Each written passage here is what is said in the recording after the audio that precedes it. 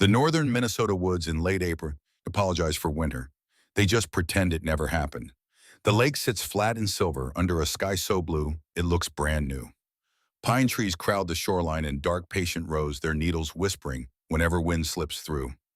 Somewhere deeper in the forest, meltwater sings under old snowbanks. The air smells clean stone sap and the promise of another day that might behave. Cole Brennan moves along the trail like he was built for it. He's 43 years old and stands about 6'1" broad through the shoulders, solid in a way that doesn't come from vanity, but from years of being trained to endure. His face's angular jaw, sharp enough it looks carved rather than grown. A dusting of beard clings to his cheeks and chin, more shadow than style. His eyes are quiet, gray-blue, the color of steel, left out in rain, and they watch the world with a depth that makes most people talk faster and laugh louder around him, as if trying to fill the silence he carries. His hair is clipped short, dark brown with early silver creeping in at the temples like frost that refuses to fully leave. His skin is tanned from being outdoors, from wind and sun, and long walks he doesn't always remember starting. He wears the same outfit the way some men wear a habit, an olive field jacket with pockets that have seen better days, dark blue cargo pants scuffed at the knees. Under the jacket, a red and deep green plaid flannel shirt that makes him look almost friendly. Almost. Brown leather boots, worn and creased like they've learned the shape of his steps and decided not to argue anymore. A beat-up military watch sits on his wrist, its face scratched but faithful. A folding pocket knife rides in his pocket, not as a threat, just as a tool, because Cole believes tools are honest in a way people often aren't. On his back rides an Everly stock half-track pack, heavy with the neat, quiet preparedness of a man who doesn't trust luck to do its job. Beside him trots Kodiak. The German Shepherd is a K9 by training and by temperament, a working dog down to the bones. He's not the oversized kind that looks like a wolf auditioning for a movie. Kodiak is balanced, muscular, without being bulky, all clean lines and coiled strength. His coat is short and dense black and tan gleaming when the sun hits him like armor you could pet. His eyes are dark and intelligent, always scanning, always measuring. The dog moves with steady confidence that says he doesn't need to prove anything. A black tactical harness hugs his chest and back, simple and sturdy, with a handle on top, because some terrain demands lifting rather than asking. Kodiak's ears pivot constantly, tracking distant bird calls, the sigh of wind through pine needles, the faint crack of a twig somewhere that might be nothing or might be everything. Cole walks as part of a volunteer search and rescue routine, though he'd never call it that aloud. He tells people he's helping out the way you might describe holding a door open. It's easier than saying the truth, that if he doesn't give his mind a bob, it will go looking for war where there is none. He and Kodiak have a quiet rhythm. The leash hangs slack most of the time. Kodiak stays close without crowding, like a shadow with a heartbeat. Cole's humor when it escapes comes out dry and sideways like a stone skipped across water. "You're gonna find a treasure chest out here one day," he mutters, scanning the trail ahead. "If you do, I get 60%. Kodiak flicks an ear back as if to say, "Your math is bold for a man who can't remember to buy bread." The trail they follow is familiar, a local loop used by hikers and fishermen, edged with young birch and underbrush that glows a bright, eager green. Cole likes familiar trails. Familiar means fewer surprises. Fewer surprises means fewer ghosts. But then the wind changes. It happens so subtly Cole might not have noticed, except Kodiak does. The dog stops mid-step. Not a hesitant pause, a full stop like someone pressed a button. Kodiak's head lifts, his nostrils flare. His eyes narrow toward the woods, not with fear, but with focus. His body shifts slightly, forward weight ready. A quiet electricity moves through him. Cole slows watching. "What is it?" he asks, though he knows better than to expect an answer. Kodiak's gaze holds on an invisible point in the trees. The dog's ears angle forward, then slightly out, triangulating. He inhales again, deeper this time, like he's reading a sentence written in the air. Then he turns firm and certain and tugs Cole off the main trail. Cole frowns. "Hey, that's not the loop." Kodiak doesn't look back. He just pulls with that calm insistence. "9 handlers know well. This is not a suggestion." Cole follows, boots crunching through last year's needles. The forest thickens, sunlight thins into pale beams. The air turns cooler, damper, carrying the scent of moss and old wood and something else metal. Not the bright bite of a new tool or fresh nail. This is older. Rust, oil, the tired scent of iron that's been wet and forgotten. Cole feels his shoulders tighten in a way he didn't invite. "Of course," he murmurs. "The dog smells a ghost made of steel." Kodiak presses on, weaving between pines, stepping over fallen branches with precise economy. Cole keeps one hand near the strap of his pack, not out of panic, out of habit. His body remembers danger the way the lake remembers ice. They reach a stretch of forest where trees have fallen in tangled heaps, as if a storm once slammed the place and never apologized. Thick trunks lie crisscrossed, half buried in leaves and new growth. The ground dips slightly, making the air feel heavier. Kodiak moves faster now, tail steady, head low, nose working hard. Cole's eyes catch on something unnatural, an angle that doesn't belong among the curves of bark and brush. A dark shape behind the fallen trees. At first it looks like a boulder. Then it looks like a shadow wearing the wrong geometry. Then the sun hits through the branches, and Cole sees the dull sheen of metal under moss and grime. His breath catches in his throat, shallow and uninvited. There, half swallowed by the forest, lies a massive truck. An old semi-style cab modified into something monstrous. The front is broad and aggressive, its grille like a clenched jaw. The tires are enormous, caked in mud, half sunk into the earth as if the ground tried to keep it. Vines crawl over the frame. Rust freckles its body like age spots. It lies tilted, not quite toppled, as though it stumbled and never managed to stand again. A monster truck, Cole thinks with faint disbelief, sitting in the woods like a myth that forgot it was supposed to be loud and proud. Kodiak approaches it carefully, not spooked, not playful. Reverent isn't the right word, but it's not far off. The dog lowers his head and presses his nose to the rubber of the nearest tire. He inhales once, twice. Then he lifts his head and looks at Cole. The dog's eyes are steady, dark, bright, full of knowing. And Cole, who has faced men with weapons and oceans with storms, feels something colder than fear brush his spine. Because Kodiak isn't just saying, "Look what I found." Kodiak is saying, "This matters." Kodiak suddenly backs away from the tire and sits down straight, deliberate, like he's been given a command. But Cole hasn't said a word. The dog's ears are forward, his eyes fixed on a point beneath the truck's cab, not moving, not blinking. His body is tense but controlled, not alarmed, focused. Then Kodiak makes a sound Cole rarely hears from him, a low, soft whine, brief, almost swallowed. It's not fear, it's recognition. Cole's throat tightens. He crouches, scanning under the cab. The shadows are thick there. The forest feels like it's leaned closer to watch. "Kodiak," he says quietly, "what do you see?" Kodiak doesn't move. He doesn't look at Cole. He stares beneath the machine like something is written there in a language only he can read. And Cole, without knowing why, feels the strange certainty that they are not alone in this moment. Not physically, the woods are silent, except for wind and distant birds. But the air has changed. It carries a weight, like a story has been waiting, holding its breath. And Kodiak has just spoken the first word aloud. Cole forces himself to move. He shifts closer, keeping his balance on slick needles and damp leaves. He leans down, trying to see what Kodiak sees. Nothing. Just shadow. A tangle of old branches. A glimpse of rusted undercarriage. Yet Kodiak's entire posture insists otherwise. It makes Cole uneasy in a way that has nothing to do with danger and everything to do with memory. Because Cole knows that sometimes the first warning doesn't come from what you can see. Sometimes it comes from the part of you that has survived too much and learned to read the world before it speaks. He exhales slowly, hands open, calming both himself and the dog. "All right," he whispers, a hint of that dry humor trying to keep the moment from swallowing him. "You found the treasure. It's a several-ton treasure. You're getting your 40%, buddy." Kodiak finally stands, moving to Cole's side. But the dog keeps glancing under the cab, as if afraid the forest will erase what it revealed. Cole rises, circling the truck with careful steps. He studies the way it's been wedged behind fallen timber, the way trees have grown up around it. This isn't something that simply wandered off the road last week. It's been here a long time, long enough for the woods to start calling it theirs. Cole's mind begins doing what it always does, assessing, cataloging, planning. The old habit of missions returning like a tide. But beneath the practical thoughts, something else stirs.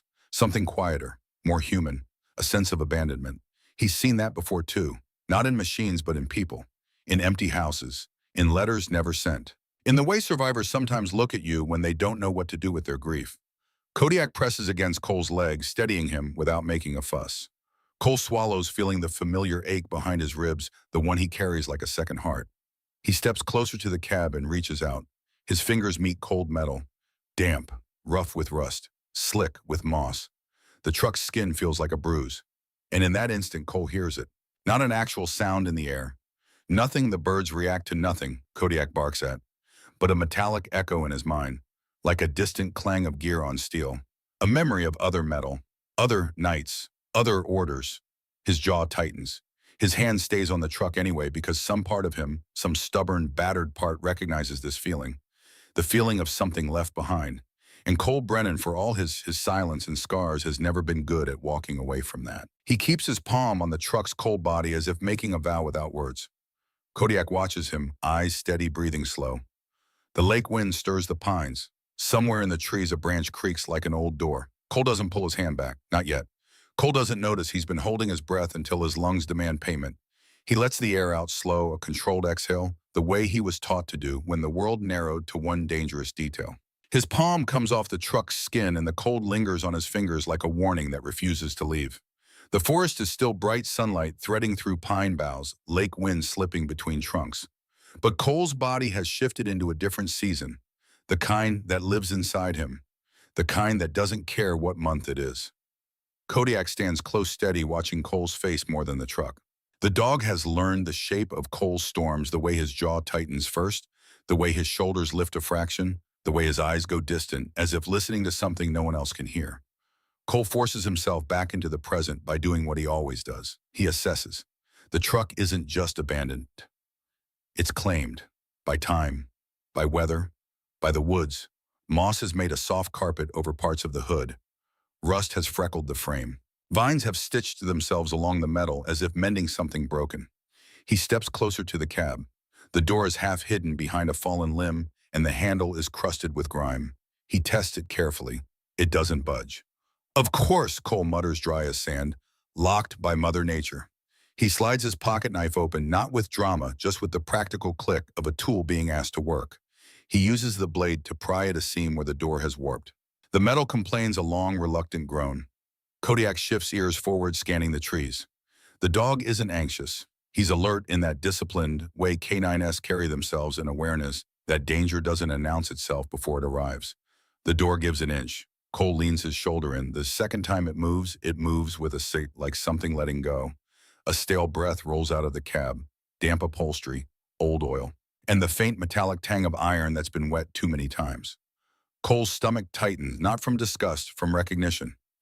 Inside the cabin looks like a time capsule that's been dropped and cracked open.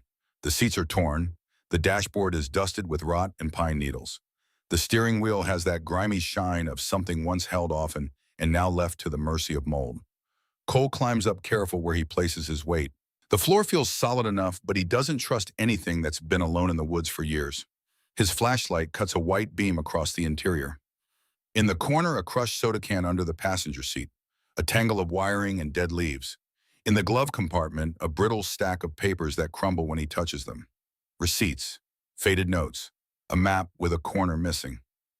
Kodiak remains on the ground, circling the truck at a measured pace, nose low. The harness on his back catches a stripe of sunlight, making him look like a soldier wearing a black vest.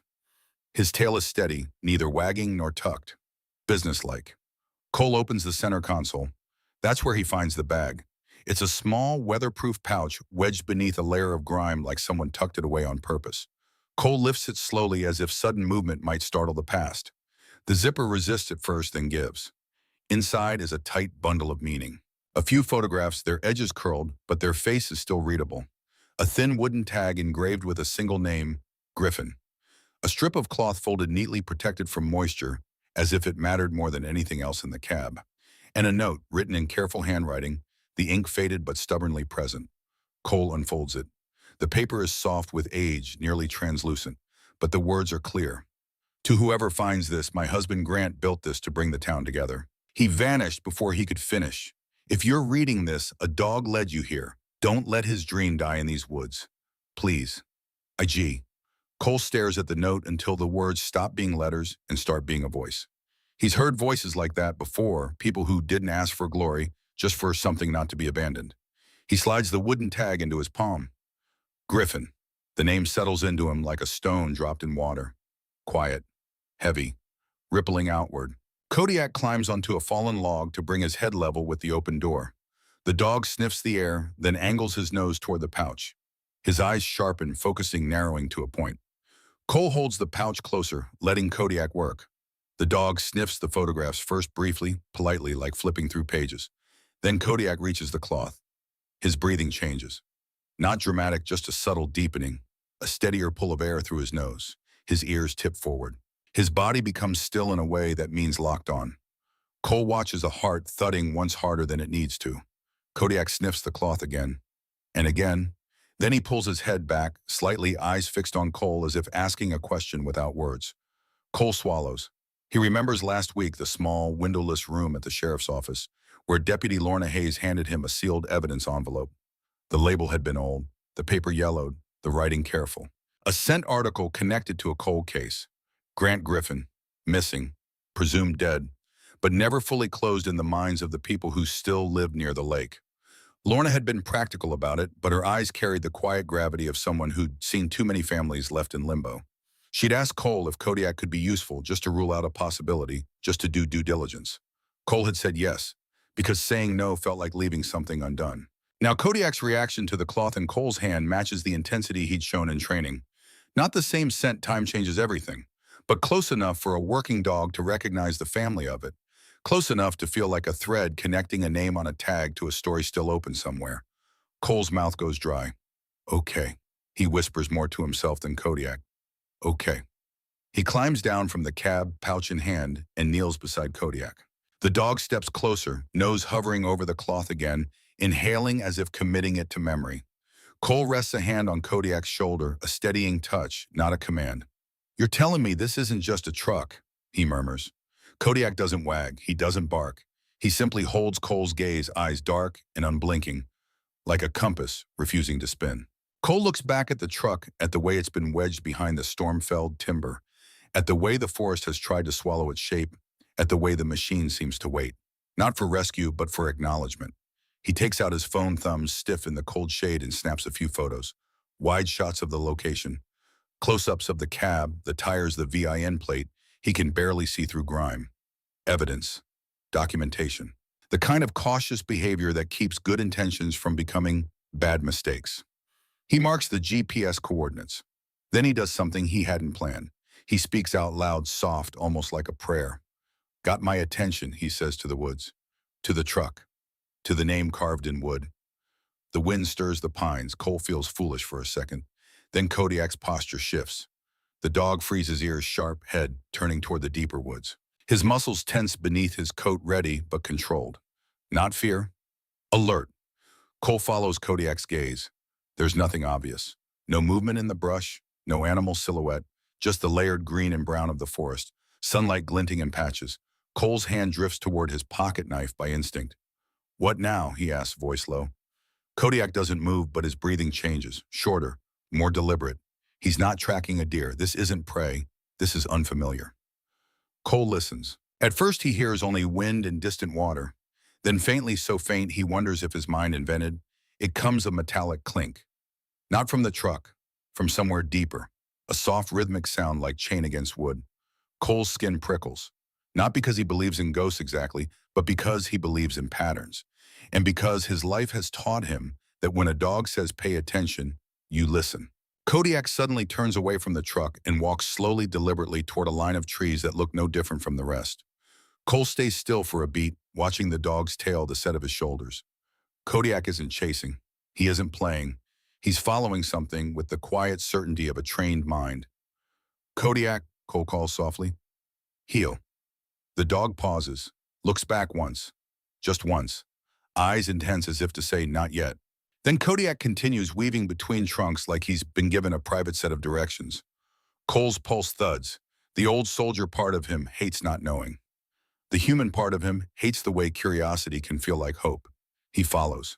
The trees open into a small clearing, hardly more than a pocket of space where sunlight pools. Kodiak stops at the base of a birch and lowers his nose to the ground. Cole steps closer and sees it. A half-buried metal ring rusted attached to a length of chain disappearing into the soil.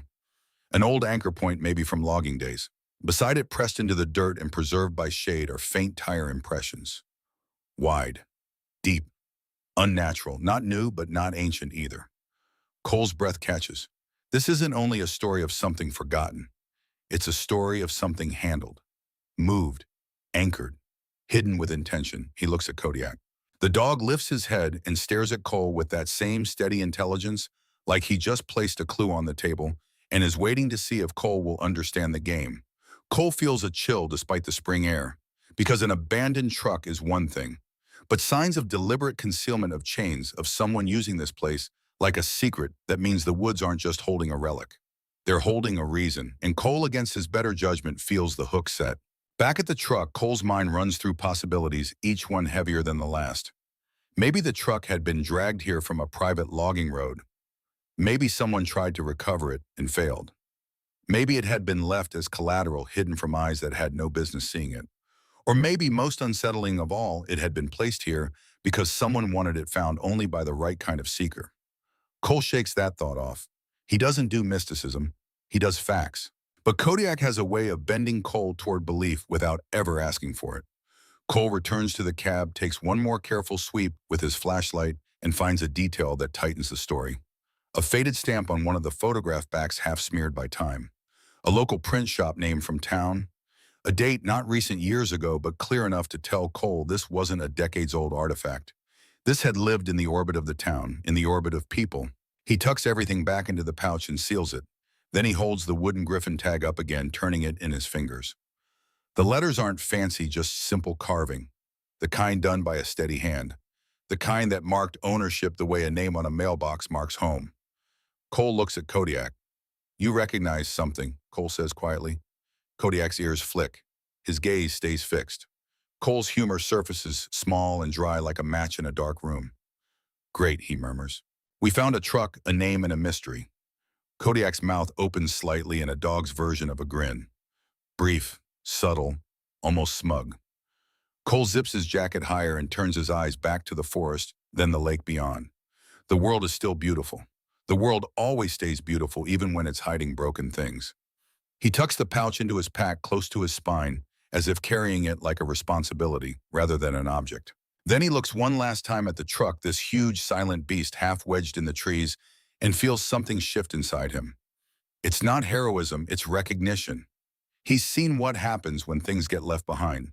He knows the cost of it. He takes the griffin tag in his hand and closes his fingers around it. Somewhere in his chest, something old stirs. Not pain exactly, but a sense of being called to stand up and answer. The wind off the lake moves through the pines again. And Cole understands with a clarity that makes him both tired and awake that this isn't just wreckage. This is a legacy waiting to be claimed. By the time Cole Brennan reaches the edge of Timber Falls, the lake has changed moods. Morning light still skims its surface, but clouds are gathering in the west, thin at first, then thicker, like a thought that refuses to be ignored. Cole parks his truck near the sheriff's office, kills the engine, and sits for a moment with both hands resting on the steering wheel. He doesn't rush into buildings anymore. Rushing is how you miss details. Rushing is how you mistake urgency for truth. Kodiak waits in the passenger seat posture, calm eyes alert. The dog's head follows a gull drifting past the windshield, then settles back on Cole, not questioning, just present. Inside, Deputy Lorna Hayes looks up from her desk as Cole steps in. She's in her late 30s, tall and spare, with a straight-back posture that suggests she grew up learning to take responsibility early. Her dark blonde hair is pulled into a low bun that means business, not fashion. Her uniform fits neatly, unadorned by excess. Her face, freckled lightly across the nose, carries the expression of someone who doesn't waste words because she's learned how easily they can be misunderstood. "Brennan," she says, nodding once, "you look like you found something." Cole sets his pack down and removes the pouch carefully, like it might bruise. "I think I did," he says. Lorna listens while he speaks, really listens. She doesn't interrupt. She doesn't jump to conclusions. When Cole finishes, she leans back, fingers steepled, eyes thoughtful. "That area," she says finally, "sits right on the boundary. Old Griffin timberland, private but neglected. Forest Service monitors runoff because it feeds into the lake." She stands and reaches for a map pinned to the wall. "If you want to move anything that heavy, we'll need permits. Environmental review. And before any of that," she taps the map. "VIN check." Cole nods. He'd expected nothing less. "I don't want this turning into a mess," he says. "For anyone." Lorna's gaze softens a fraction. "That's why I'll help," she replies, "but only if we do it right." She slides a card across the desk. "Ranger Thornton. Call him. He knows that land better than anyone alive." Cole takes the card, feels the weight of what's starting. And somewhere behind him, through the office window, Kodiak sits in the truck, patient, loyal, waiting. Because some journeys don't end when you find the thing. They begin. Ranger Paul Thornton met them later that afternoon at the edge of the woods. He was built like a man who had never learned to slouch, lean, sun-weathered, with a beard the color of iron filings and eyes pale as winter sky. His uniform was faded from years of use, boots scarred by rocks and roots. When he shook Cole's hand, his grip was firm but careful, like someone who respected bones. "That truck of yours," Paul said, adjusting his hat against the breeze, "has been sleeping in tricky ground." He led them through a series of old logging paths, pointing with a knotted finger. "See that depression looks solid? It's not. Sinkhole waiting for weight. And there," he gestured toward a line of birches. "Used to be a service road. Now it's mulch and lies." Kodiak moved ahead, nose low, tail steady. Paul watched the dog with quiet approval. "Good animal," he said. "Pays attention." Cole smiled faintly. "He taught me." Paul stopped near a cluster of fallen trees, gaze fixed on the hidden truck beyond. "Nature's patient," he said. "She'll keep anything you give her. You want that machine back, you don't follow her. You negotiate." Negotiation meant people. The first was Earl Garrett.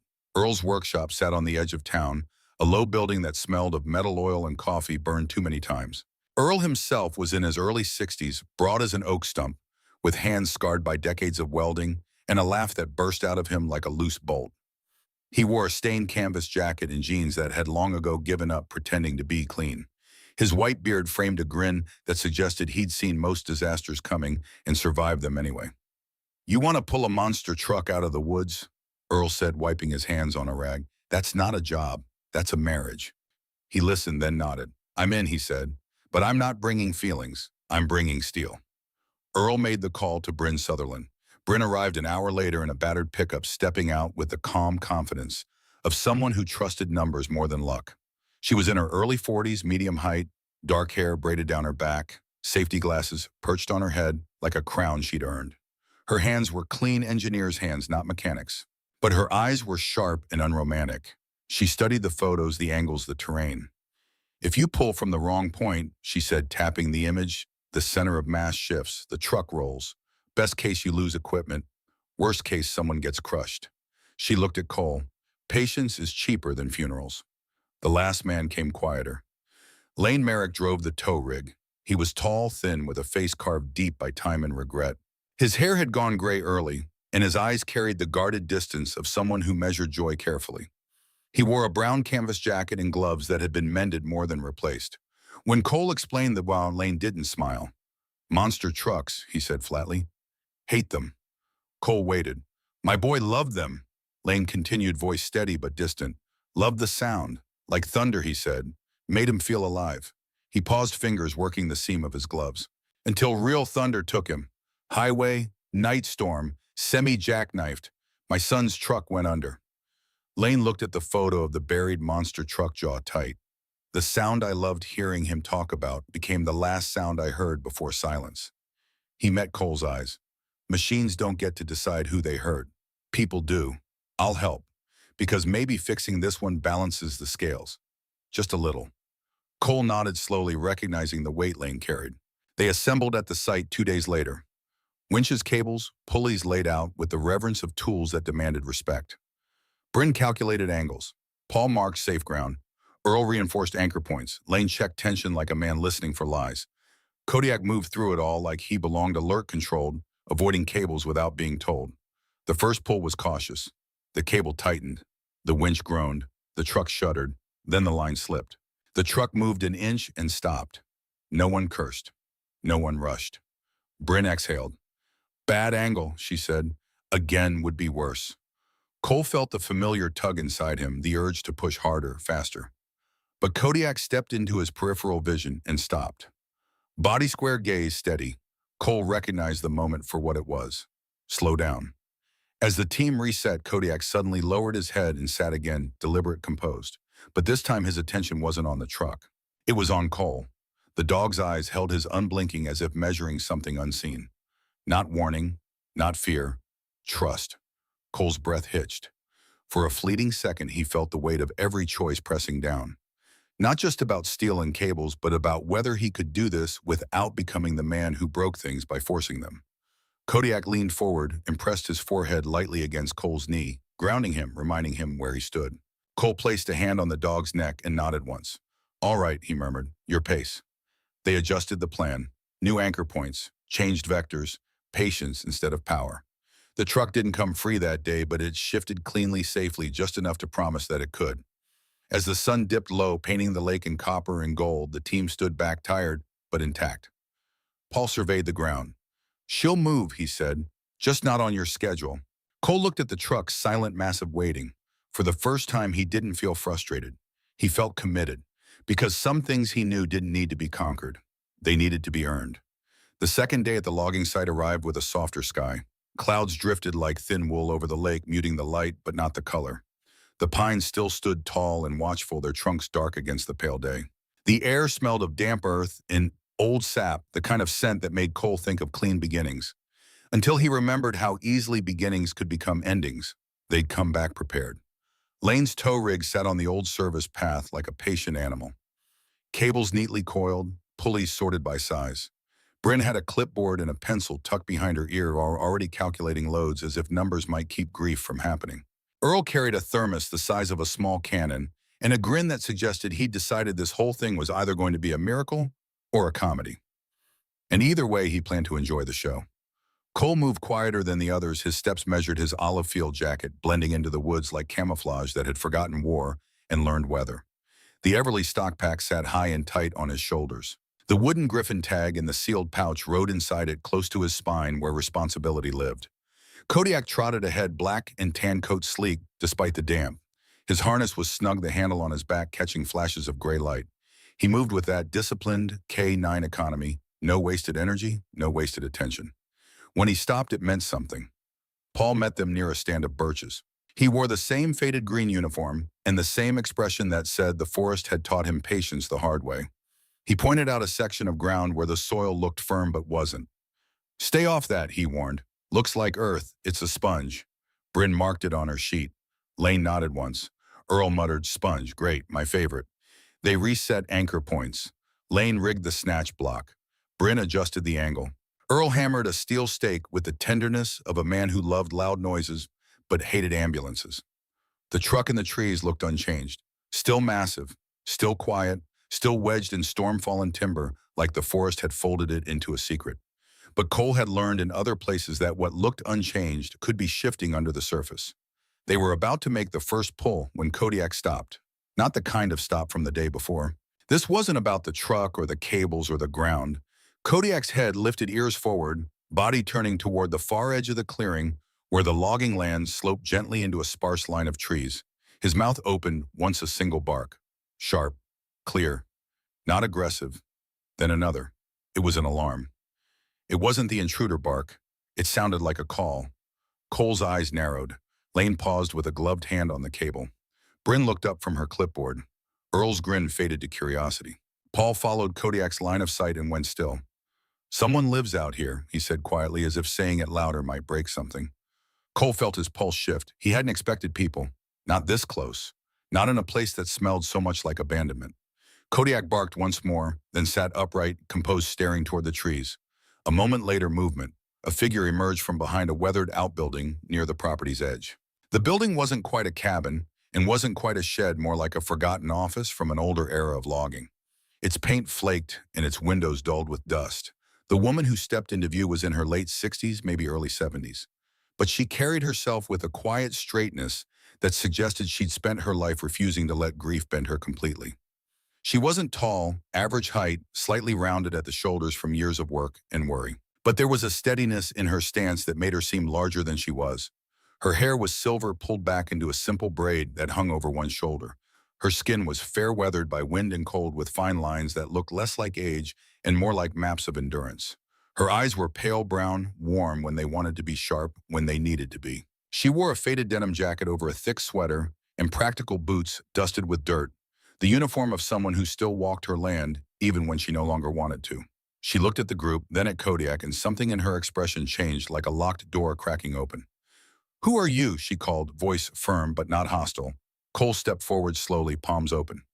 He knew the language of fear and the language of authority. He chose neither. "My name's Cole Brennan," he said, "as search and rescue. We're not here to cause trouble." Her gaze flicked to Lane's rig, the cables, the tools. That depends on what you're trying to pull out of my woods, she said. Paul lifted a hand slightly, a calming gesture. Ida, he said, and the way he spoke her name suggested he knew her at least by reputation. We're working the old Griffin tract. We're being careful. John, at the sound of that name, Griffin Cole felt the wooden tag in his pack grow heavier. He met her eyes. Ida Griffin, he asked. The woman went very still. Kodiak rose and patted toward her, head low, posture soft. He wasn't in work mode now. He was in something else, something gentler. Ida watched the dog approach, her breath catching slightly. Kodiak stopped within arm's reach and sat, gaze lifted to her face as if recognizing it. Ida's hand hovered in the air for a second, uncertain, then lowered onto Kodiak's head. Her fingers trembled. I haven't touched a shepherd in years, she whispered more to herself than anyone. Cole's throat tightened. He unzipped his pack and removed the sealed pouch. He didn't offer it like a weapon or a test. He offered it like a question. We found something in the truck, he said. A tag, a note, and this. He unrolled the folded strip of cloth, carefully keeping it protected from the damp. The fabric was worn, stained faintly with old paint reds and deep greens blurred together like a memory of color. Ida's eyes widened, then softened, then filled. That's, her voice cracked and she cleared her throat stubbornly, trying to reassemble herself. That's Grant's. Cole didn't move. He let her speak. He used it to wrap his hand when he painted. Ida continued staring at the cloth as if it might vanish again. He said it kept the brush from slipping. He said it made him feel steady. Her laugh came out small and broken. Funny, isn't it? A man steadying himself with a rag. Earl, who looked like he wanted to make a joke and knew better, shifted his weight and stayed quiet. Bryn's expression softened in the smallest way, like a number had turned into a person. Lane stared at the ground, jaw tight. Cole held the cloth out. Ida took it with both hands, cradling it like something fragile and alive. For a moment, the woods fell silent. Even the wind seemed to pause. Grant brought that truck here, Ida said at last, voice low. Not me. Cole nodded, listening. He was working on it, she went on. He called it his big kind giant. Said he'd make it the centerpiece of the summer festival. Raise money for the rescue squad, for veterans, for whoever needed a hand. He said the town forgot how to show up for each other. He wanted to remind them. Her eyes lifted to the trees, then past them, as if looking at a version of the world where Grant was still alive and the truck wasn't rusting in the woods. Then he died, she said, and the word tasted wrong. Hard, sudden, like the universe snapped its fingers. She swallowed. Her jaw clenched. A muscle in her cheek jumped. I didn't drag the truck into the forest, she said, and there was steel in her tone now. I just couldn't drag it back out. Cole felt something in his chest twist. A familiar nod of understanding. Ida looked at him sharply, as if she could see the outline of his own pain. You ever lose something so big, she asked, that even looking at it feels like drowning? Cole didn't answer immediately. His gray-blue eyes stayed steady, but something behind them shifted like clouds moving across a distant sun. Yes, he said finally. More than once. Ida's shoulders sagged a fraction, the first sign of surrender she'd shown. I hated that truck for a while, she admitted. Not because it did anything wrong, because it kept him in the room. Every time I saw it, it was like he was standing there, smiling, telling me it would be okay. While he wasn't. Her voice grew thinner. So I locked the door to that part of my life and told myself I was being strong. She looked down at the cloth in her hands. But strength isn't always what people think it is. Cole nodded slowly. He understood too well the lie of constant motion. How working until you collapsed could feel like discipline when it was really avoidance. How silence could masquerade as control. My way was different, Cole said, voice quiet. Same result. I kept moving, kept working, kept my head full so it wouldn't turn on me. Ida's eyes narrowed gently, not judging. And did it work? She asked. Cole's humor flickered, dry and brief. It worked like duct tape works on a cracked pipe, he said. Holds until it doesn't. A small, unwilling smile tugged at the corner of Ida's mouth, then disappeared, swallowed by emotion. Kodiak leaned against her leg, warm and steady. Ida's hand rested on his head without thinking now, as if her body remembered comfort before her mind could argue. Paul cleared his throat softly, giving them a respectful moment, then pulling the conversation back to earth. We need permission to work the area, he said, and we need to do it safely. Ida looked at the truck and the trees, her eyes wet but focused. I own the land, she said, or what's left of it, on paper. She reached into her denim jacket and pulled out an old key ring, the metal worn smooth from years of use. She held it out to Cole. This key opens the office, she said. There are papers in there, registrations, old receipts, maybe the VIN, maybe Grant's notes. Her hand trembled as she extended the keys. I never went back in after he died. Cole took the keys carefully like accepting a vow. Ida's eyes lifted to his. If you do this, she glanced at Kodiak then at the truck. You'll be doing more than pulling metal. Her throat worked. She swallowed hard. You'll be finishing what Grant started. Cole looked down at Kodiak. The dog's eyes met his calm, bright present. I'll do what I can, Cole said quietly. Ida nodded, clutching the cloth to her chest. As they walked back through the woods, Paul fell in step beside Cole. You just signed up for more than pulling a truck, Paul said. Cole glanced at Kodiak, who moved steadily ahead, nose working the trail. Yeah, Cole said. I know. But he didn't know not yet just how much that promise would cost. The small office sat at the edge of the property like a memory refusing to fade. Its wooden siding had grayed with weather, and the single window was filmed with years of dust and pollen. A rusted padlock hung from the door handle, but it opened easily with Ida's key, as if it had been waiting. Cole stepped inside, first Kodiak close behind. The air was stale but not unpleasant. Old paper, dry wood, the faint ghost of coffee, long evaporated.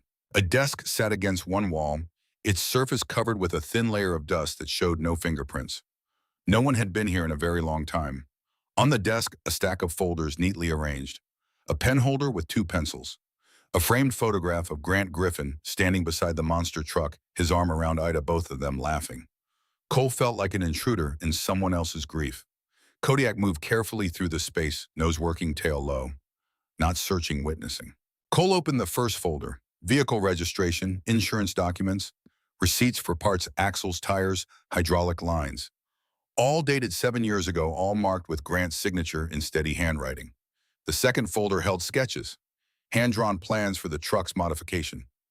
Notes in the margins, reinforced frame here. Check clearance. Paint scheme reds and greens like the pines in fall. The third folder was thinner, just a few pages. And on top, a single sheet of notebook paper, the edges slightly yellowed. Cole lifted it carefully. The handwriting was the same as the registration grants. But this was written differently. Not a technical note, not a plan, a journal entry. Councilman Kress came by again today, offered $500,000 for my land. I said no. This land is for veterans, for people who served and came back broken. Not for condos, not for profit. He didn't like that. He said accidents happen in storms, Grant, especially to men who work alone. I told him I wasn't alone. I had Ida, I had the town, I had this dream. But I'm not stupid. If something happens to me, if I disappear, someone will find this truck. Someone will find these words. I'm hiding it tomorrow, deep in the woods where Kress can't touch it. If I vanish, the truck is the proof. To whoever finds this, don't give up. I didn't build this for me. I built it for the person who needs to remember they matter. You matter. Keep going. Cheat. Cole read the words twice, then a third time. His hands were steady, but something in his chest was not. He took out his phone and photographed the page, then the sketches, then the registration. Kodiak came to his side and sat pressing lightly against Cole's leg. Cole looked down at the dog. He knew, Cole said quietly. Grant knew someone was coming for him, and he left this anyway. Kodiak's ears swiveled toward the door, then back to Cole, listening, steady. Cole folded the note carefully and slipped it into his jacket pocket close to his heart. He stood, collected the folders, and locked the office behind him. When he returned to the clearing, the team was waiting. Ida stood with Paul, her arms wrapped around herself as if holding something together. Cole walked to her and handed back the keys. I found his journal, Cole said, and I think you need to know Grant didn't die in an accident. Ida's face went pale. What do you mean? Cole glanced at Lorna, who had arrived during his absence, her patrol car parked beside Lane's rig. Cole said carefully, Grant wrote that Councilman Dalton Kress threatened him, offered money for the land. When Grant refused, Kress made it clear accidents could happen. Ida's breath came short and fast. Kress, she whispered. That son of a... Lorna stepped forward, voice calm but firm. We'll handle this. But we need to do it right. Evidence, process. No rushing. Ida looked at Cole, eyes fierce. You pull that truck out, she said. You make it run. You show this town what Grant wanted to build. And you make sure everyone knows why he couldn't finish. Cole nodded once. Yes, ma'am.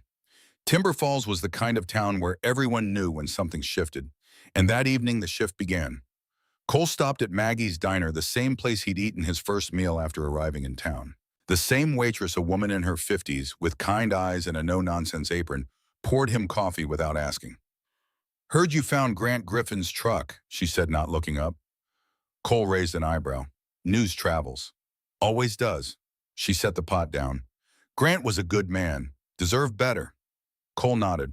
"Crest still on the council?" he asked, keeping his voice neutral. The waitress's mouth tightened. "For now," she said. "But people remember. People talk." She walked away, leaving Cole with his coffee and the quiet hum of the diner. Kodiak lay under the table, head on his paws, eyes half closed. But his ears tracked every conversation in the room. 20 minutes later, as Cole was finishing his meal, the door opened. A man stepped inside. Early 50s, tall, wearing a tailored gray suit that looked expensive but not flashy. His hair was neatly trimmed, his face clean-shaven. He smiled easily, the kind of smile politicians practiced in mirrors. Councilman Dalton Kress. He scanned the room and his eyes landed on Cole. The smile widened. Kress walked over, the hand extended. "You must be the newcomer," he said, voice warm. "Dalton Kress, I represent the town council. Welcome to Timber Falls." Cole stood slowly, shook the offered hand. It was firm, controlled. "Cole Brennan, I heard you've been helping out with some old property matters," Kress said, sliding uninvited into the booth across from Cole. "The Griffin land." Cole said nothing, just watched. Kress leaned back, folding his hands on the table. "I knew Grant," Kress said, his tone softening into something that might have been sympathy. "Good man. Tragic what happened. Heart attack, they said. Alone in the woods during a storm." His eyes flicked to Cole's face, measuring. "That land's been sitting neglected for years," Kress continued. "I've been trying to help Ida. Made her a generous offer. Triple what it's worth, honestly. Thought maybe she could use the money. Start fresh somewhere easier." Cole took a slow sip of coffee. "She didn't seem interested," Cole said. Kress's smile thinned just a fraction. "People don't always know what's best for them," Kress said, "especially when grief clouds judgment." Under the table, Kodiak's breathing changed. Not loud, not obvious. But Cole felt the shift, the dog's body tensing, ears forward, focused on Kress. Then, for the first time since Cole had known him, Kodiak growled, low, quiet, a sound like distant thunder. Kress's eyes dropped to the floor, then back to Cole. "Your dog doesn't like me," Kress observed, smile still in place but eyes cooling. "He's particular," Cole said. Kress stood, brushing invisible lint from his suit. "Well, he said, I just wanted to introduce myself. If you need anything while you're in town, don't hesitate to reach out. We're a friendly community. We look out for each other." He paused at the edge of the table. "And Cole, be careful out there in the woods. Old logging land can be dangerous. Equipment fails, ground gives way, accidents happen." The words hung in the air like smoke. Cole met his eyes and didn't blink. "I'll keep that in mind." Kress nodded once, then walked out. The diner was silent for a beat. Then the waitress appeared, refilling Cole's coffee. "He always that friendly?" Cole asked. "Only when he wants something," she said. "Or when he's worried." Cole looked down at Kodiak. The dog was still, tense eyes fixed on the door where Kress had exited. "Good boy," Cole murmured. "I didn't like him either." That night, back at the small cabin Cole was renting on the edge of town, he sat at the narrow kitchen table with Grant's journal page spread in front of him.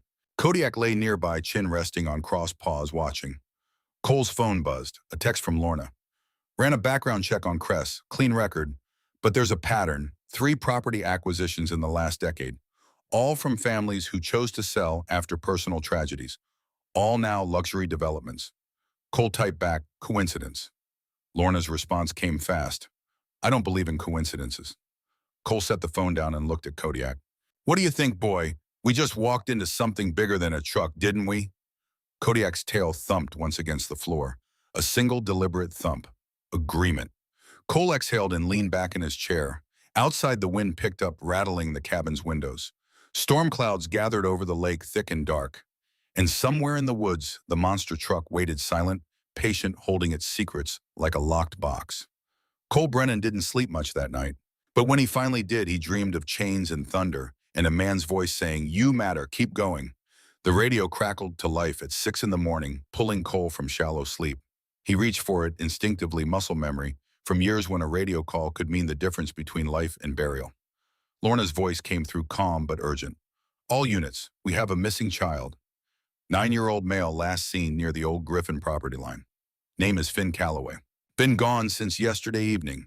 Family thought he was at a neighbor's. Neighbor thought he was home. Cole was already pulling on his boots. Timber Falls SAR requesting all available volunteers. Weather turning. We need to move now. Kodiak was on his feet before Cole stood ears forward, body alert. The dog knew that tone, knew what it meant. Cole grabbed his pack, checked his flashlight, his first aid kit, his emergency blanket, everything in its place, everything ready.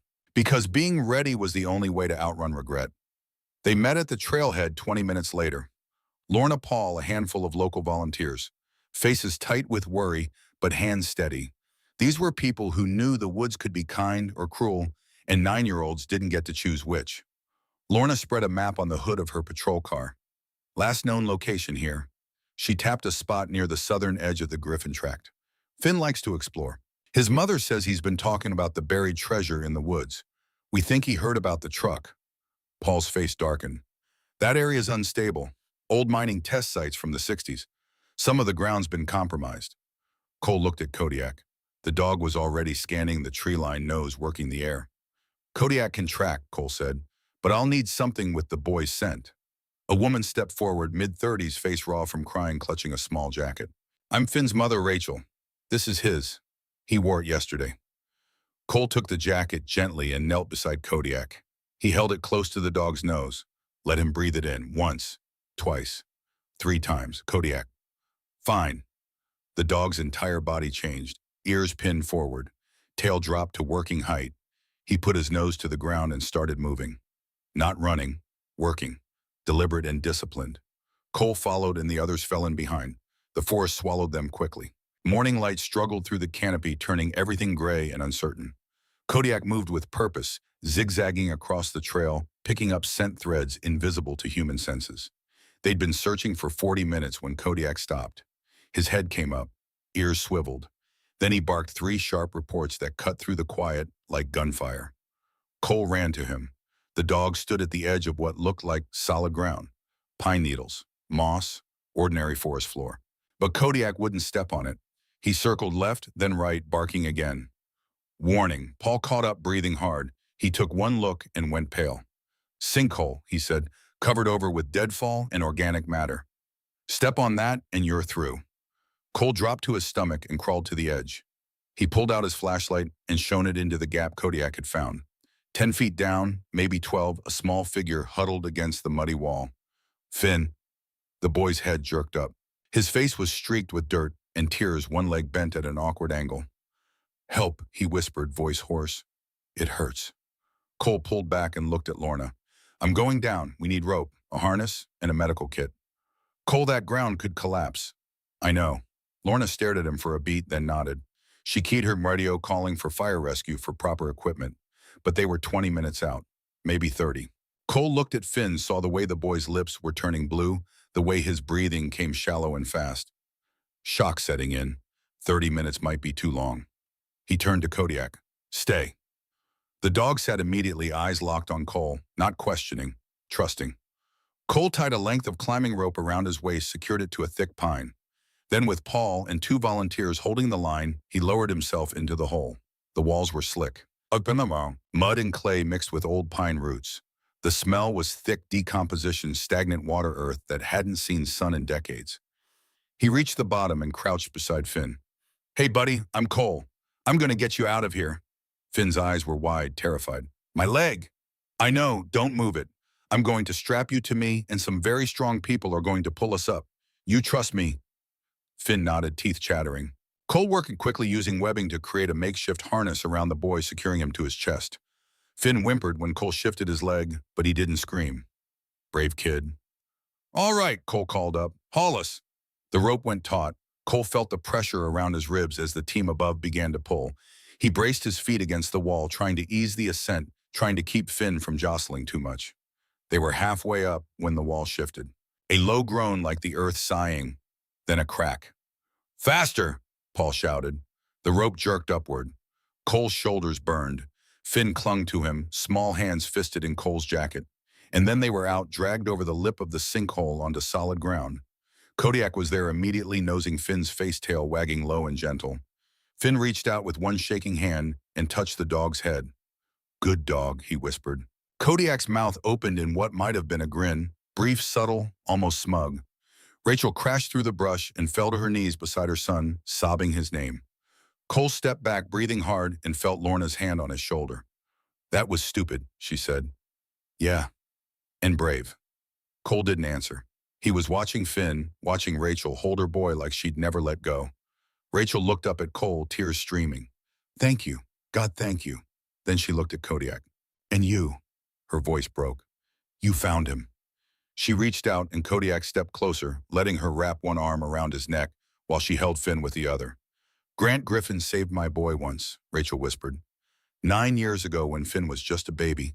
I slipped on ice carrying him, nearly fell through. Grant was there. He caught us both. She looked at Cole. Now you did what Grant would have done. Cole's throat tightened. Fire rescue arrived.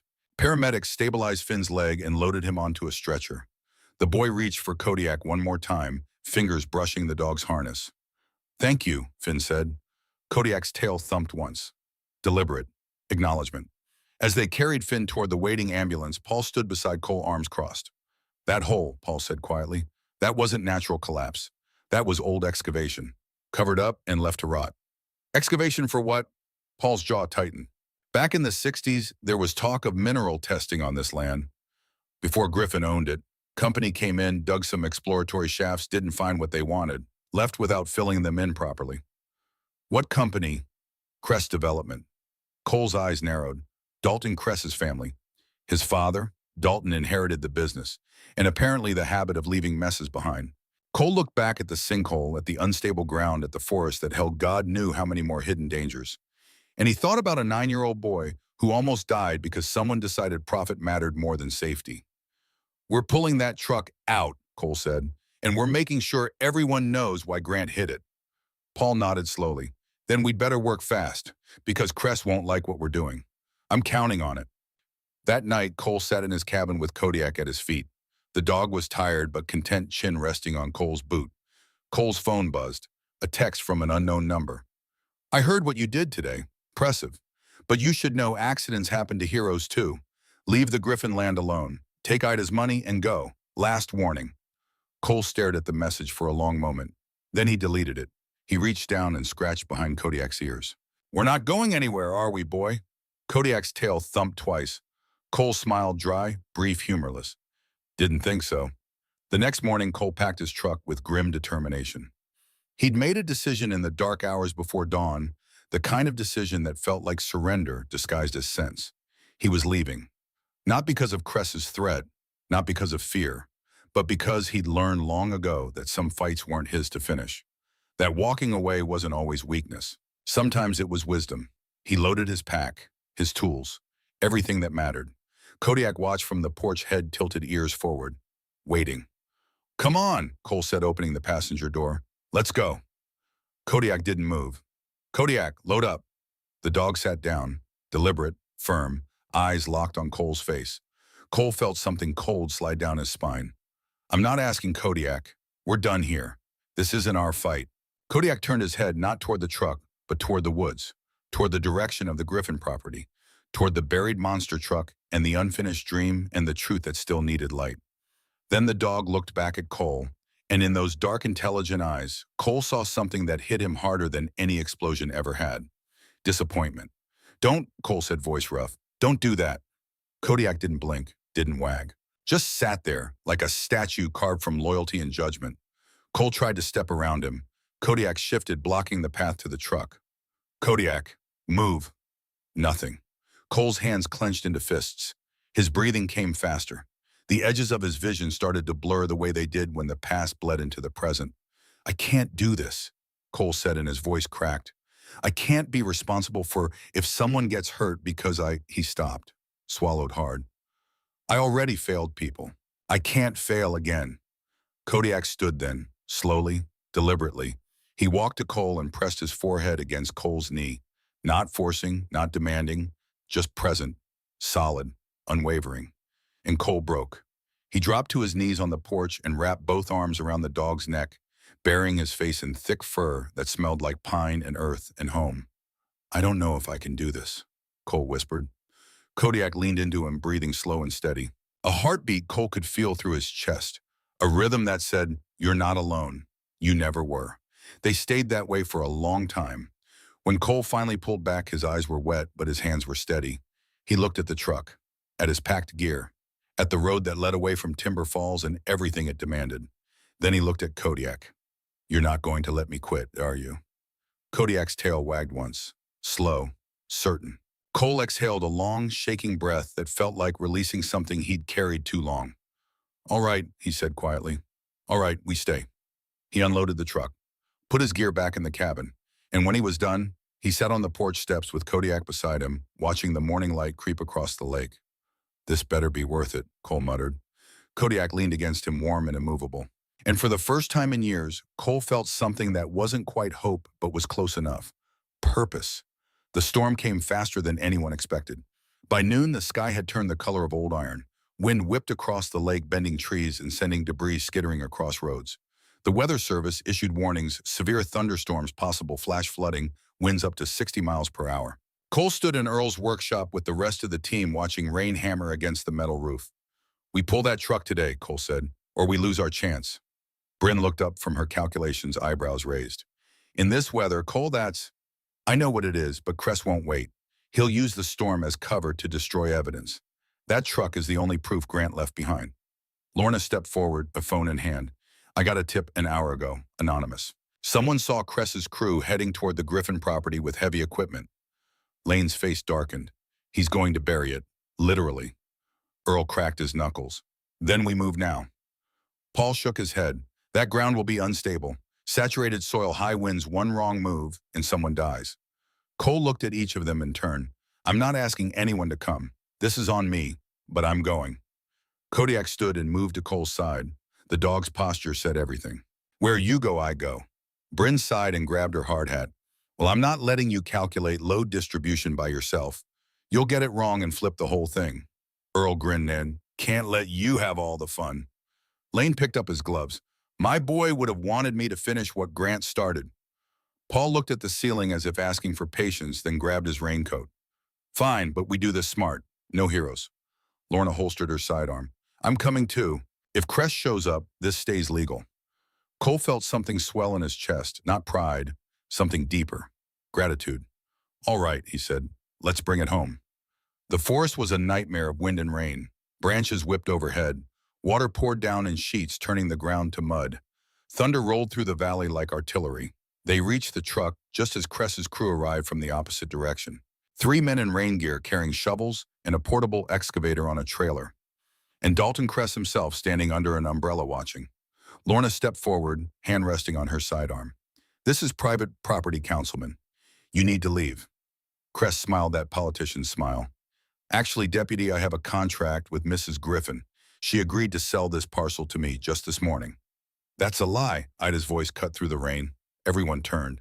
Ida Griffin stood at the edge of the clearing, soaked to the bone, clutching a piece of paper. "I didn't sign anything," she said, walking forward. "And even if you forge my name, it won't hold up." Cress's smile faded. "Ida, you're not thinking clearly. Let me help you." "You helped my husband into the ground," Ida said, voice shaking with fury. "You threatened him. You killed him." "That's a serious accusation. Do you have proof?" Cole stepped forward and pulled Grant's journal page from his jacket, protected in a plastic sleeve. "We have his own words. Dated, notarized at the bank 2 days before he died." Cress's face went very still. "A note proves nothing." "Maybe not alone," Lorna said, "but combined with the medical examiner's report I just requested, turns out Grant's autopsy was never completed. Just ruled natural causes without a full toxicology screen." Cress's jaw tightened. "You're reaching, Deputy." "Am I because I also pulled permits for this land? You've been trying to acquire it for development for 15 years, 3 separate owners. All of them ended up selling after family tragedies." The rain pounded harder. Cress looked at his crew, then at the truck, then at Cole. "You can't prove anything," he said, but his voice had lost its certainty. Cole stepped closer, close enough that Cress had to look up slightly to meet his eyes. "Don't need a court," Cole said quietly. "Just need to pull that truck out. Fix it. Drive it through town with his name on it." He stepped even closer. "People will talk. They always do." Thunder cracked overhead. Cress stared at Cole for a long moment. Then he turned to his crew. We're leaving.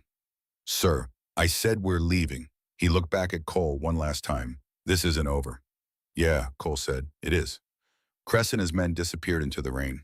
Lorna watched them go, then turned to Cole. That was a hell of a bluff. Wasn't a bluff. We're pulling that truck out, today. Paul looked at the sky. In this storm. Cole looked at Kodiak. The dog stood in the rain, ears forward, utterly unconcerned with the weather. In this storm, Cole confirmed. Bryn checked her notes of rain smearing the ink. All right, new plan. We reinforce the anchor points. Use the trees as natural counterweights. Pull slow and steady. If anything shifts, we stop immediately. They worked like demons. Earl welded in the rain, sparks hissing against water. Lane positioned the tow rig engine roaring over the wind. Paul marked safe zones, shouting instructions. Bryn calculated angles on the fly, adjusting for saturated ground. And Kodiak moved through it all, checking on each person, making sure no one strayed into danger. Cole attached the main cable to the truck's frame. His hands were numb with cold, but they didn't shake. Not anymore. Ready? He shouted. Lane engaged the winch. The cable went taut. The truck groaned, metal screamed against wood and earth, and then slowly, impossibly, it began to move, inch by inch, foot by foot. The storm raged around them, but they didn't stop. They pulled and adjusted and pulled again, a team moving as one organism driven by purpose that transcended weather or exhaustion. As the truck emerged fully from the tree line, Bryn climbed into the cab to check structural integrity. She was inside for less than a minute before she shouted, "Cole, get up here!" He hauled himself into the cabin, rain streaming down his face. Bryn pointed to a metal box welded beneath the dashboard, unmarked, sealed with rivets. That wasn't in any of Grant's plans. Cole pried it open with his knife. Inside, a small camera wired to the truck's battery, and beneath it, a micro SD card in a waterproof case. Cole's hands shook as he pulled it out. Grant was recording, he said. He knew. Kodiak barked once, sharp, urgent. Everyone froze. The dog was staring at the base of a large pine tree near the truck. Cole ran to him. The tree's roots were exposed, undermined by runoff. It was leaning, ready to fall, right toward Bryn. Bryn, move. She looked up just as the tree began its fall. She tried to run, but her boot caught in the mud. Cole didn't think. He launched himself forward, slamming into her, knocking her clear. The tree came down with a crack like a gunshot and caught Cole across the back and legs. He went down hard, the breath driven from his lungs. Through the ringing in his ears, he heard Kodiak's bark. Not the working bark, the emergency bark. Then the dog was there, pawing at the tree, trying to shift it with his body. Kodiak, no. But the dog didn't listen. He braced his front paws against the trunk and pushed teeth bared, every muscle straining. The tree shifted slightly. Just enough. Earl and Lane reached them, heaved the trunk up, and pulled Cole free. Cole gasped, pain lancing through his ribs. But he was alive. Kodiak stood over him, panting, eyes wild. Then the dog yelped, a sound Cole had never heard from him. Blood dripped from Kodiak's front paw. A branch had torn through the flesh, deep and ugly. Cole forgot his own pain. He reached for Kodiak, pulled the dog close. No, not you, not you. Kodiak whined once, then went silent, disciplined even in pain. We need to get him to a vet, now. Paul already had his keys out. I'll drive, you hold him. They loaded Kodiak into Paul's truck, Cole cradling the dog's head in his lap. The dog's eyes were half closed, breathing shallow. Stay with me, Cole whispered. You don't get to leave. You hear me? You made me stay. Now you stay. Kodiak's tail thumped weakly. Once. Dr. Quinlan Harper met them at the clinic door, already scrubbed and ready. Bring him in. They laid Kodiak on the exam table. The dog didn't struggle. Just watched Cole with those dark, trusting eyes. Dr. Harper worked quickly, cleaning the wound, checking for arterial damage, preparing sutures. He's going to be okay, the vet said after a tense 10 minutes. Muscle damage, but no permanent injury. He'll need rest and antibiotics, but he'll heal. Cole's legs gave out. He sat down hard in a chair, head in his hands. Dr. Harper looked at him over his glasses. You're bleeding too. Cole glanced down. His jacket was torn, shirt soaked with blood from where the tree had scraped him. I'm fine. You're not. I'm fine. Dr. Harper sighed but didn't push. He finished bandaging Kodiak's paw, neat white wrapping that made the dog look oddly formal. He saved your life, Dr. Harper said. I know. You saved the kid's life yesterday. He saved yours today. The vet's eyes were gentle. Maybe you're even now. Maybe you can stop running from whatever you're running from. Cole looked at Kodiak. The dog was resting, but his eyes were open watching Cole. Yeah, Cole said quietly. Maybe. 2 days later, the storm had passed. The sky was blue again, washed clean. They gathered at Earl's workshop, Cole, Kodiak, the team, and Ida. The monster truck sat in the center bay, still muddy, still scarred, but whole. Out of the woods. Reclaimed. Bryn ran final electrical checks. Lane topped off fluids. Earl inspected welds. She's ready, Bryn said. Cole climbed into the cab. The seat creaked under him. The steering wheel was cold, but the key fit perfectly. He turned it. The starter whirred. The engine coughed, sputtered, then roared to life. The sound was immense, a deep rolling thunder that shook the walls and rattled tools on their hooks. It wasn't angry, it was triumphant. Ida covered her mouth with both hands, tears streaming. Earl threw his arms up. She lives. Lane turned away, shoulders shaking. Bryn smiled rare and bright.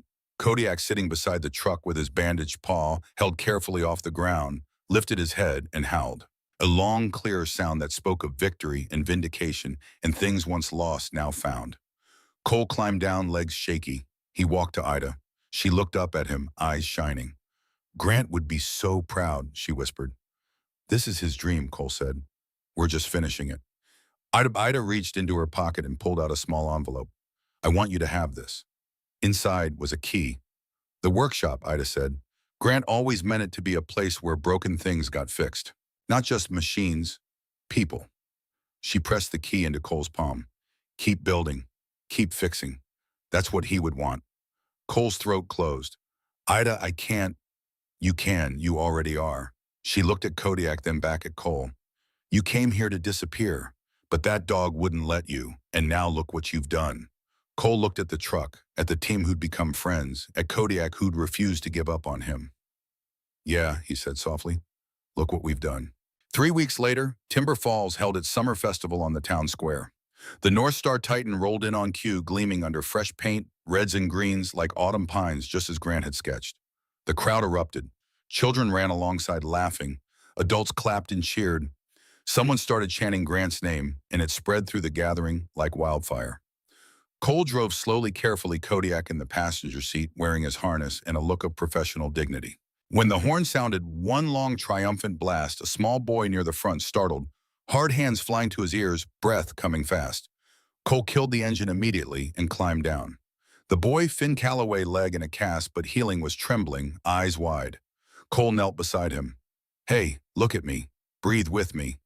They breathed together, slow, steady. Kodiak patted over on 3 legs, keeping the bandaged paw elevated, and sat down beside Finn. The boy's hand reached out, grabbed Kodiak's harness, held tight. The panic eased. The breathing slowed. Finn looked at Kodiak, then at Cole. Thank you, he whispered, for finding me. Thank him, Cole said, nodding at the dog. He's the one who wouldn't give up. Rachel Calloway rushed over, pulled her son close. She looked at Cole, then at Kodiak, tears in her eyes. Grant saved Finn once. You saved him twice, her voice broke. How do I thank you for that? Cole shook his head. You don't. You just keep living. That's enough. Ida appeared through the crowd, moving slowly, leaning on Paul's arm. She stood before the truck, hand pressed to the painted name Griffin. Lorna joined them, off-duty but present. Cress resigned this morning, she said quietly. The state attorney general opened an investigation based on the video evidence. He's leaving Timber Falls ahead of a grand jury indictment. She paused. It's not a Hollywood ending. He might not see a cell, but his career is over. His reputation is dust, and Grant's name is cleared. Ida's eyes closed. Good, she whispered. Good. She turned to Cole. Grant used to say dogs know the way home. Cole looked at Kodiak. The dog met his gaze, calm, bright, present. Home, Cole realized, wasn't a place without pain. Home was a place where pain didn't have to live alone. He rested his hand on Kodiak's shoulder and let the warmth stay there. Yeah, Cole murmured. He was right. 6 months later, the workshop had a new sign, North Star Workshop, where lost things find purpose. Inside, Cole worked on an old pickup truck, helping a Vietnam veteran get it running again. Kodiak lay near the door, paw fully healed, harness off for the day. The scar was still visible, a thin line through the fur, but the limp was gone. Dr. Harper had been right. The dog healed clean. Through the window, Cole could see Ida walking across the square, with Lorna, both women carrying coffee cups and laughing at something. Ida looked lighter now. The weight she'd carried for 7 years had finally lifted. The door opened. A man stepped in, late 40s, limping, clutching a worn photograph. "I heard," the man said, voice uncertain, "that you help people like me." Cole looked up, wiped his hands on a rag. "We don't fix trucks," Cole said gently. "We help people find their way home." The man's eyes filled. Kodiak stood, walked to the stranger and sat. A greeting, an invitation. Cole gestured to a chair. "Tell me your story." And as the afternoon light slanted through the workshop windows, painting everything gold, Cole Brennan understood something Grant Griffin had known all along. Sometimes God doesn't send miracles with thunder and angels. Sometimes he sends them as a quiet nudge, a change in the wind, a faithful companion who refuses to let you walk away. Cole thought he was restoring a machine, but what truly came back to life was something deeper. Courage, purpose, the ability to belong again. And that's how grace often works in everyday life. God doesn't always remove the pain. He places the right companion beside us. He lights one small step ahead, and he reminds us that what's been left behind can still be redeemed. If you're carrying something heavy, hear this. You don't have to fix your whole life today. You just have to take the next right step. Show up, breathe, ask for help, hold on to what is good, and trust that God can turn even rusted, forgotten seasons into something that moves again. May God bless you and keep you. May he give you peace in your mind, warmth in your home, and steady ground under your feet. May he guide you like a north star, even on the nights when the road feels dark. Amen.